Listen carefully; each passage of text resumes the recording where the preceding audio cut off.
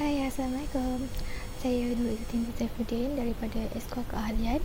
Hari ini saya nak bercakap mengenai punca-punca berlakunya pencemaran alam sekitar. Okey, bila kita bercakap mengenai pencemaran alam sekitar ni, orang mesti akan fikir pencemaran alam sekitar ni melibatkan tumbuh-tumbuhan je ke? Tak. Pencemaran alam sekitar ini termasuk juga dengan pencemaran udara, pencemaran air dan juga pencemaran tumbuh-tumbuhan. Jadi, apakah sebab-sebab yang menyebabkan berlakunya pencemaran alam sekitar ni? Okey, antara salah satu sebab utama yang menyebabkan berlakunya pencemaran alam sekitar ini ialah sifat rakus manusia itu sendiri. Nak tahu tak sifat rakus tu macam mana? Sifat rakus tu ialah sifat pentingkan diri sendiri yang ada pada segelintir masyarakat. Contohnya seperti selalunya pencemaran air disebabkan oleh daripada kilang, di mana kilang tersebut membuang sisa-sisa toksik itu ke dalam sungai. Jadi apabila sisa toksik itu dibuang ke dalam sungai, jadi kepastinya haiwan-haiwan yang laut juga akan mati dan menyebabkan berlakunya pencemaran air, di mana air dalam sungai yang kebanyakan dibekalkan ke rumah-rumah akan menjadi tidak elok dan juga kotor. Okey, yang kedua pula ialah pencemaran udara. Pencemaran udara ini selalu disebabkan oleh daripada asap-asap yang dikeluarkan daripada kilang juga ataupun daripada pembakaran terbuka. Jadi, kalau berlaku pencemaran udara ni selalunya akan berlakunya jerebu. Bila berlaku jerebu, pastinya akan menyebabkan berlakunya pelbagai masalah kesihatan. Contohnya seperti susah untuk bernafas, sakit dada dan juga boleh menyebabkan demam tau kadang-kadang. Disebabkan apa? Disebabkan udara yang kita hirup itu mengandungi karbon dioksida. Okey, terdapat satu lagi iaitu pencemaran tumbuh-tumbuhan. Selain pencemaran tumbuh-tumbuhan ini disebabkan oleh daripada pembalakan haram yang menyebabkan berlakunya seperti hakisan tanah, banjir kilat ataupun berlakunya peningkatan suhu yang tidak terkawal. Seterusnya, kesan daripada pencemaran tanah ialah hakisan. Hakisan tanah adalah salah satu fenomena yang sangat sering berlaku di seluruh dunia.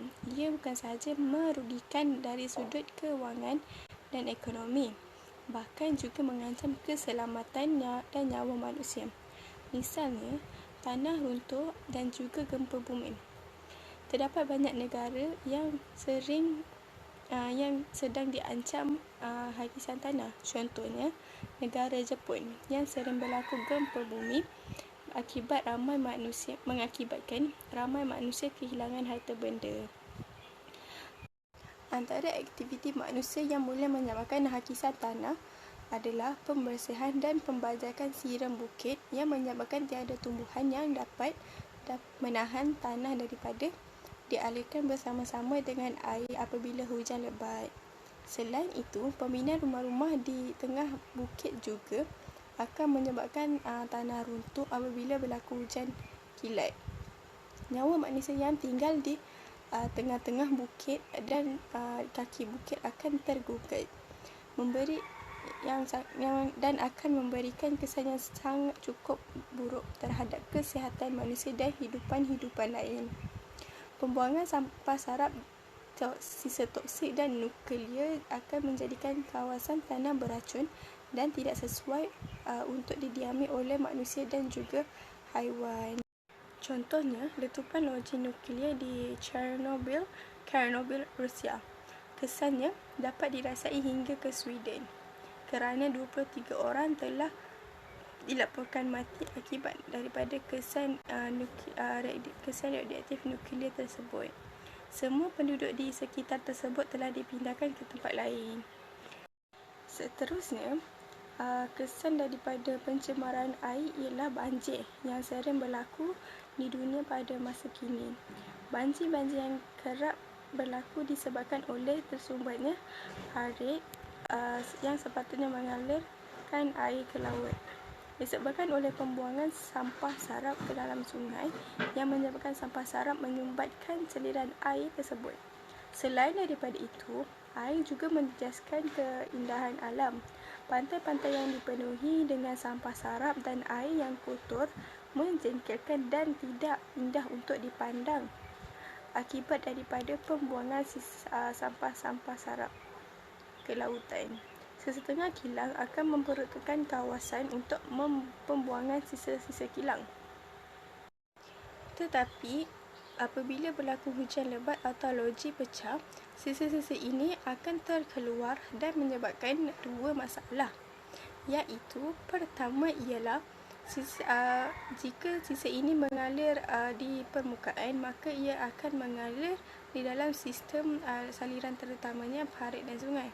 Masalah kedua pula ialah sekiranya sisa ini mengalir ke dalam sistem bawah tanah yang akan menyebabkan sistem air bawah tanah tercemar. Ingin membicarakan tentang kesan-kesan jika sesebuah negara itu tidak mengamalkan penjagaan alam sekitar, iaitu kesannya pencemaran udara memberi kesan yang sangat buruk terhadap tumbuh-tumbuhan di dunia ini. Selain itu, tomato, kekacang, bayam dan kentang juga mengalami kerosakan dengan adanya gas ozon di udara. Keadaan ini akan menyebabkan bumi kekurangan sumber makanan dan ekonomi negara akan terjejas. Sebahagiannya daripada penduduk di bumi juga terganggu. Akhir sekali, haiwan-haiwan juga akan kehilangan habitat kerana bahan tercemar telah memusnahkan tempat tinggal mereka. Maka haiwan-haiwan terbunuh dan spesies-spesies yang teristimewa di sesebuah negara itu juga akan menghadapi kepupusan.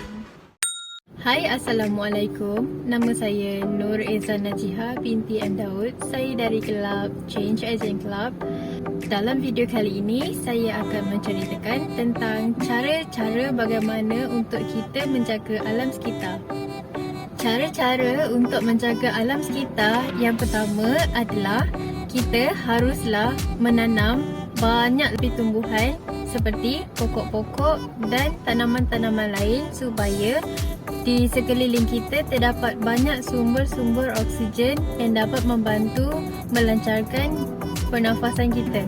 Seterusnya, cara untuk menjaga alam sekitar ialah kita haruslah mengelakkan aktiviti pembalakan dari terus berlaku dan perbanyakkan lagi hutan simpan.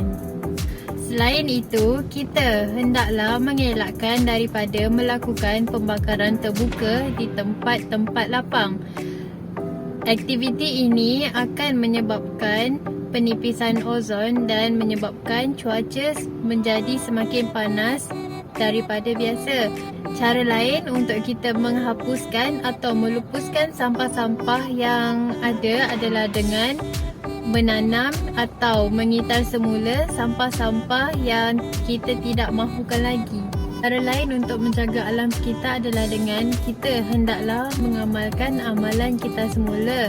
Seperti contoh, mengasingkan barangan yang kita tidak mahu lagi mengikut kategori-kategorinya.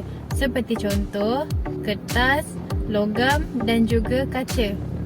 Dengan cara ini, alam sekitar kita akan menjadi lebih bersih dan lebih terurus. Amalan kita semula ini boleh diterapkan di dalam kehidupan seharian kita. Misalnya, sekiranya kita pergi ke pasar raya, kita boleh membawa beg kita semula kita sendiri berbanding dengan kita menggunakan plastik pakai buang. Seterusnya, plastik itu tidak boleh digunakan lagi dan ianya sukar untuk dilupuskan. Akhir sekali, cara untuk menjaga alam sekitar yang paling besar dan orang sering melupakan iaitu menjaga kebersihan sungai. Cara untuk menjaga kebersihan sungai adalah kita sepatutnya tidak membuang sisa-sisa kotoran atau toksik ke dalam sungai. Ini kerana punca air atau punca sumber minuman kita akan menjadi kotor akibat sikap buruk kita yang sering membuang sisa kotoran ke dalam sungai. Selain itu, sekiranya kita mencegah daripada melakukan pencemaran air sungai, pencemaran bau boleh dielakkan dan udara di sekeliling kita akan segar dan tiada pencemaran bau berlaku. Sebagai kesimpulannya, memelihara dan memelihara alam sekitar merupakan tanggungjawab bersama. Maka kita mestilah sedar tentang kepentingan memelihara dan memelihara alam sekitar yang masih ada pada hari ini. Agensi-agensi alam sekitar mestilah bekerjasama dengan rakyat Malaysia untuk membangunkan alam sekitar. Mereka haruslah mengambil inisiatif untuk mengadakan aktiviti-aktiviti yang menarik dalam kalangan masyarakat seperti kempen kebersihan, perkhemahan alam sekitar bagi belia, seminar tentang kepentingan mengekalkan hutan simpan, pendidikan alam sekitar dan pameran alam sekitar. Hal ini demikian kerana aktiviti-aktiviti tersebut akan meningkatkan pengetahuan serta kesedaran dan penyertaan orang ramai bagi memelihara dan memelihara alam sekitar.